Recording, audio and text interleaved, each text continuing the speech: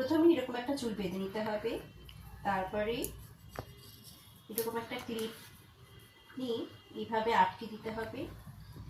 পুরো চুলটা নিয়ে এখানে একটা গার্ডার লাগিয়ে দিতে হবে। এরপরে এই চুলটা আমরা এরকম করে রোল করব। যাদের চুল ছোট তাদের খুব তাড়াতাড়ি হয়ে যাবে, আর যাদের চুল বড় তাদের একটু সময় লাগবে। এইভাবে নিয়ে আমরা এখানে ক্লিপ মেরে দেব।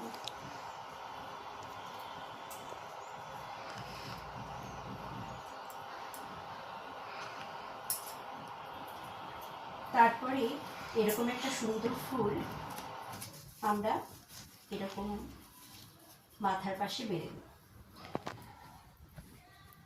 দেখো কত সহজে একটা সুন্দর স্টাইল, হেয়ার স্টাইল আমাদের হয়ে গেছে।